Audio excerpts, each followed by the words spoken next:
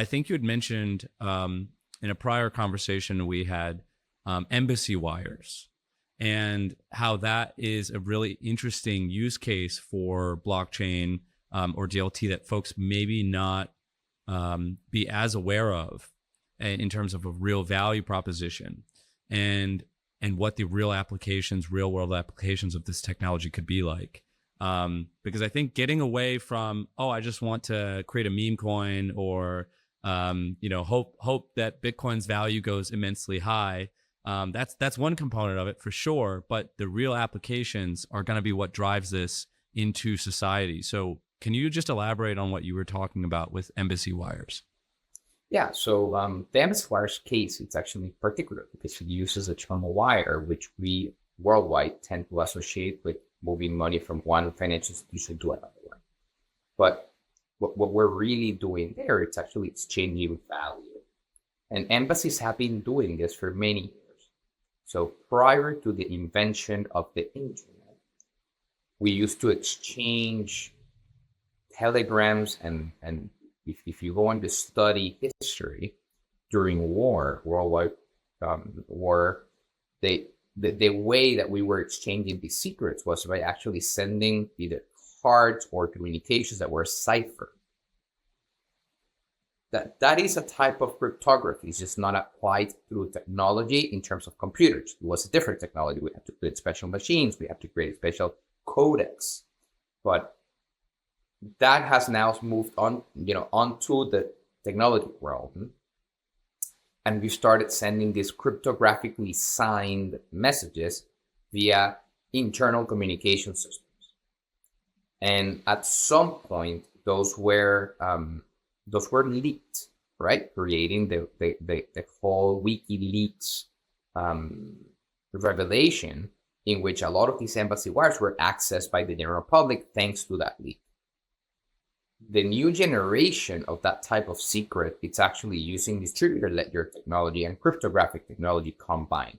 So in many ways, it's a duplication of what cryptocurrencies do, but they're not exchanging any value. So embassies are not sending each other Bitcoin. What they're sending each other, it's a file that contains information that is only cryptographically accessible by the intended person to receive it. And they're doing it over permissioned networks, which means that you actually know who has permission to read it, who has permission to send it.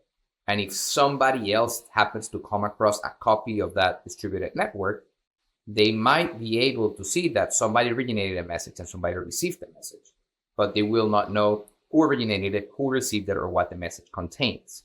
Depending on the permissions, which at that level, when you're talking about state secrets, there are reasons why you actually want to have the least amount of data visible in the transaction. So we are able to protect that secret from moving from one side to another.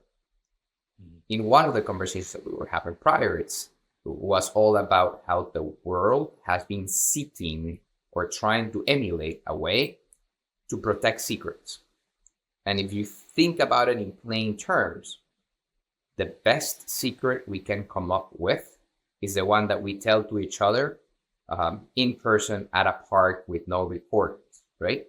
Because then we are sure that at that point in time, only two people know about that one secret.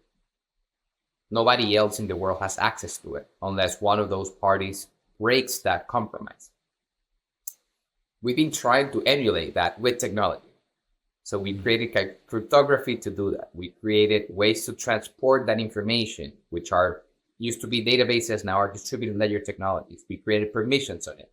But I don't think that we still have figured out exactly how to do something as simple as just tell each other a secret. Right. Yeah.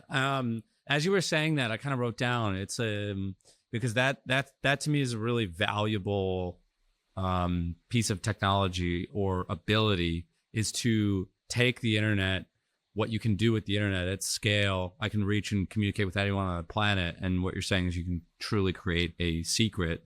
And I wrote down, I was like, blockchain shouldn't be viewed as just a representation of value. It should be viewed as a value generation technology. You can generate new types of value with it.